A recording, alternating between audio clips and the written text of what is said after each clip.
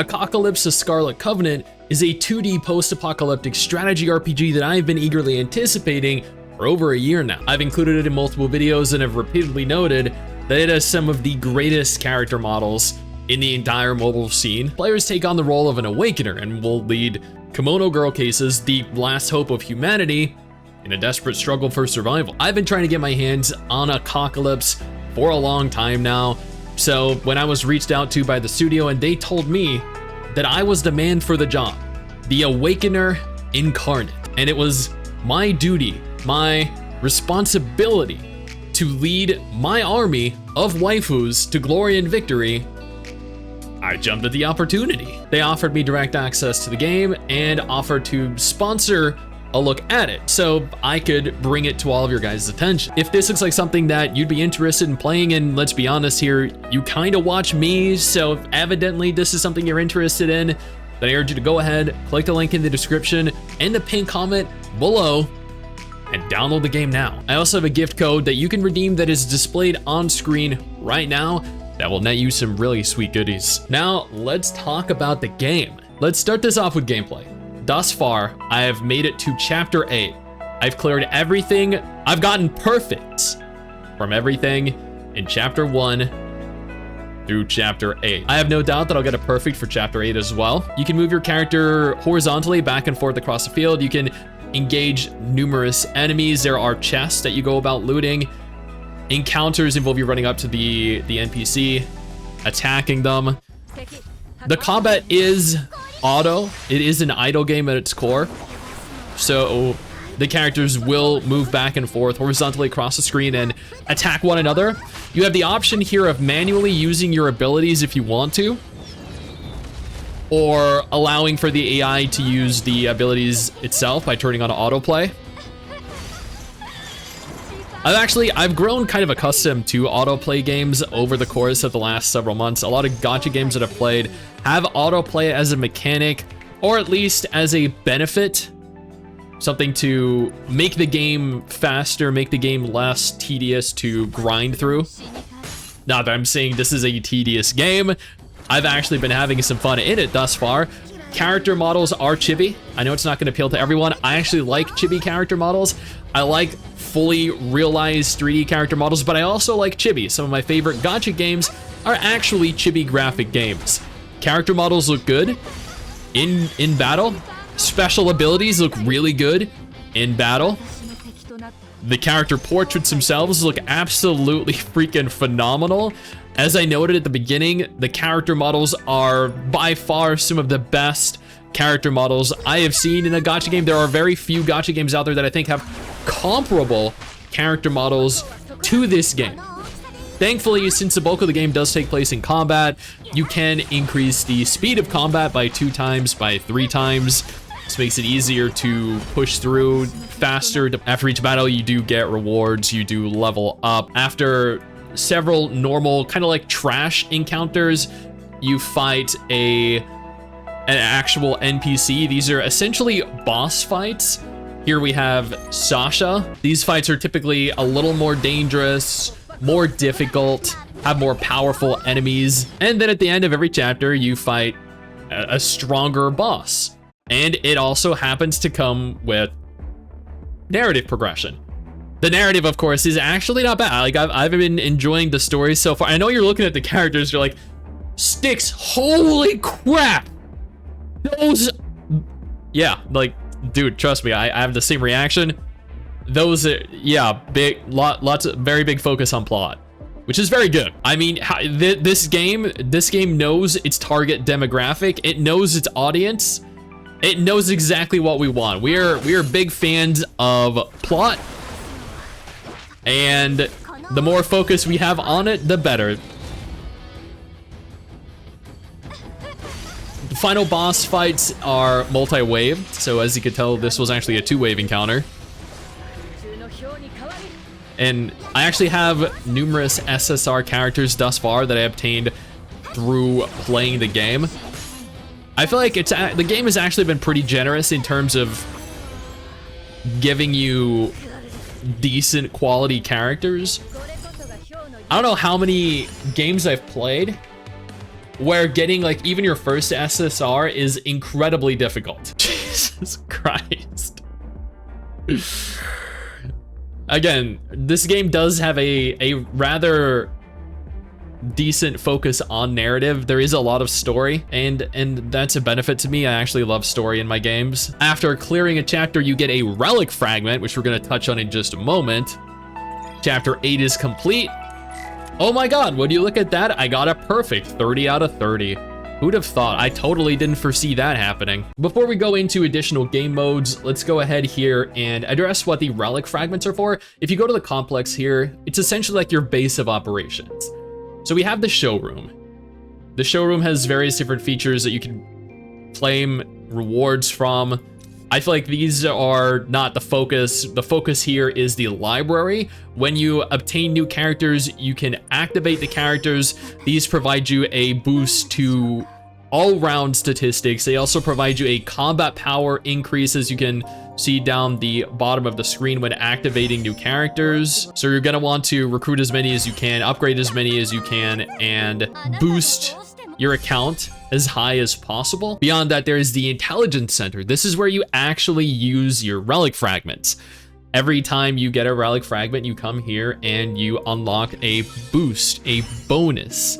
As you can tell, the old blood here gives us plus 10 resistance to all units. You can also utilize the memory bond feature. I haven't actually obtained any of the items to do that yet, but they also provide beneficial stat boosts to your characters.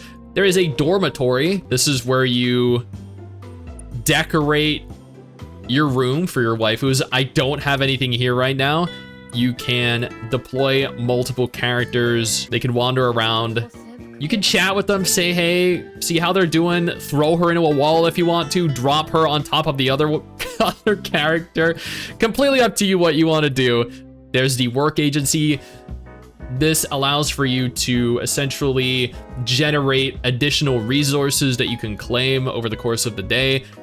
You can dispatch different waifus here that have increased resource generation. There's the leisure center, which allows for you to actually gift your waifus items to increase their bond with you and therefore also increase their statistics with you.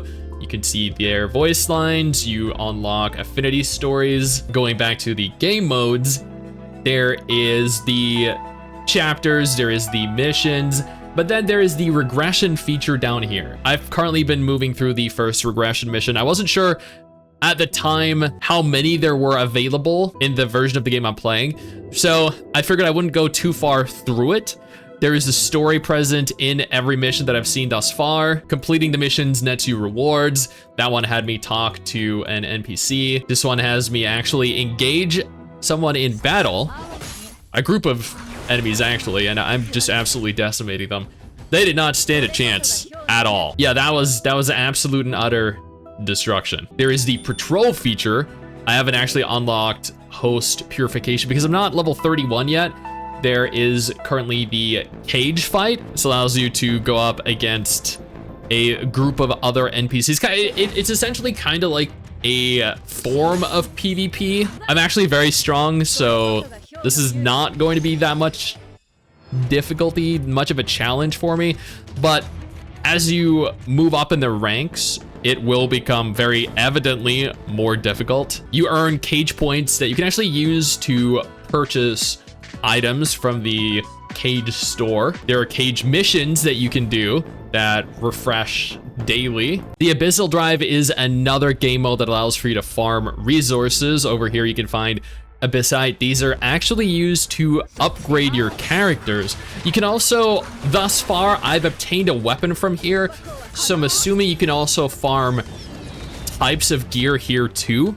I'm not sure how frequently that is, but this is integral to upgrading your characters. For completing the second floor, I got this piece of gear. Gear is equipped on your characters via the squad setting. I currently have weapons on multiple of my characters. You can upgrade gear. From what I can see thus far, it only costs currency. that is very easy to obtain in game. Upgrading evidently increases the stats of the equipment and therefore the stats of the character that the equipment is on. Characters themselves have levels, they have ranks, there are numerous ways you can go about upgrading them. Let's go ahead and show set here. You can level your character using the XP items. You can break through your characters by getting dupe biochips. Unfortunately, I haven't gotten any for set yet. I've been playing all day for the last 3 days, but I've gotten plenty for other characters. But Sat is one of my favorite characters because she's absolutely beautiful. Look at her. And she's very powerful as well.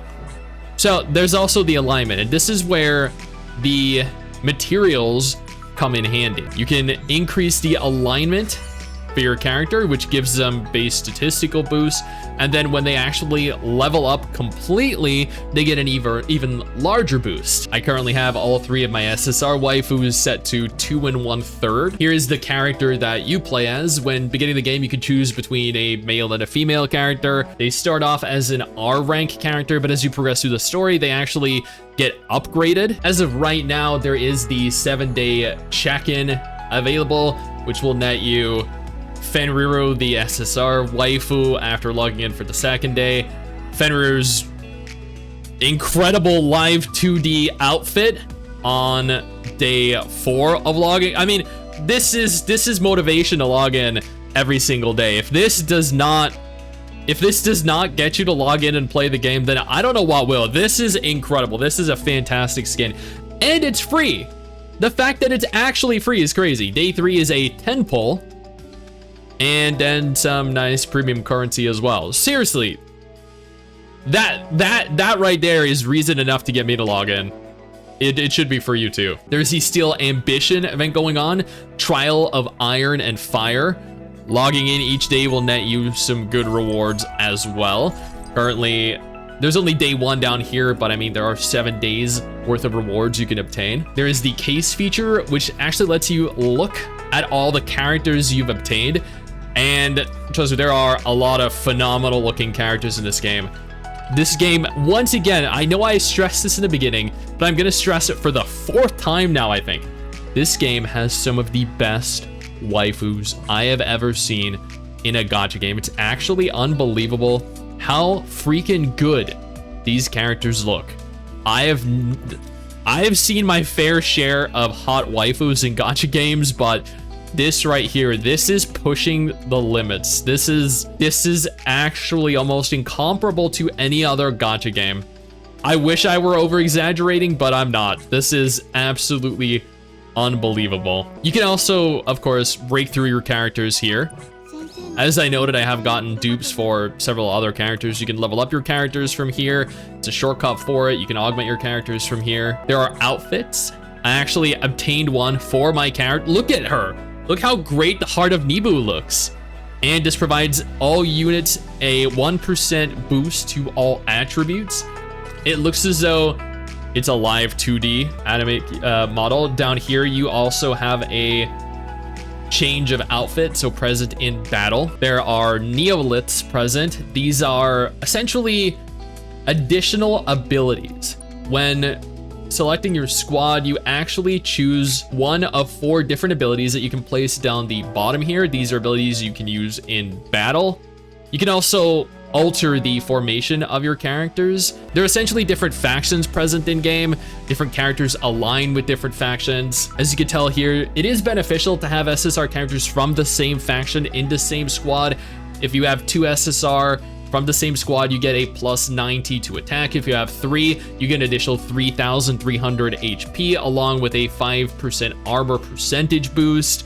And it goes on and on. The function guide, I technically don't need to discuss this, but I found it to be very useful because it lets me know when I've actually completed objectives I have in the game. Without it, I'd probably forget that there were objectives to do and then never redeem them and never receive the rewards that you get for actually doing so. There is a gacha system present for the Desert Dream banner right now. You have a chance to get the featured case in an SSR draw. There is a 40% chance here. There is the advanced draw, which gives you an SR case every 10 draws. Upon clearing, I think it was like somewhere around chapter 4 through 7, you get a free 10 pull that has a guaranteed SSR character and anywhere from 1 to 4 SR characters.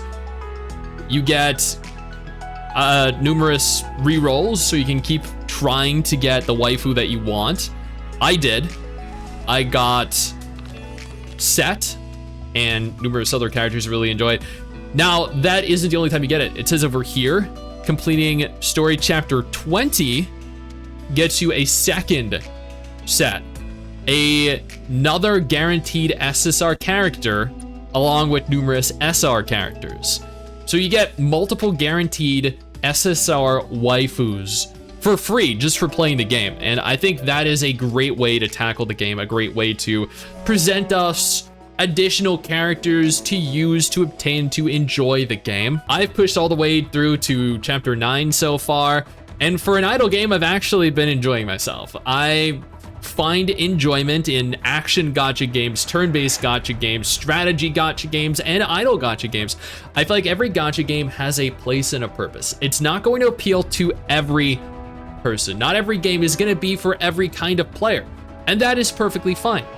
This game is not going to appeal to every gamer, but it does target a very specific demographic, and that demographic is going to enjoy this game. This game has beautiful waifus. The character animations look really good. The chibi character models look high quality. For an idle game, this is a game that you should try out at the very least. In terms of idle games, this is one of the better ones out there. I'm being 100% genuine with you. Honestly, I enjoy the fact that at the end of the day, this isn't a game that you necessarily need to dedicate immense amounts of time and focus to. It's a game that you can either play as a main game or a game that you can play completely on the side. That's one of the benefits of playing an idle game. The fact that a lot of the game plays itself for you. So you can be playing other games, you could be watching something, you could be working and have this running on your phone. Or at the same time, you can be playing it on your phone. And at the end of the day, what are you really going to lose by trying it out? Again, if you're interested in trying this game out, I strongly urge you to go ahead, click the link in the description in the pinned comment below, come on over, join in, and have some fun. Once again, don't forget to use my coupon code on screen right now for some sick goodies.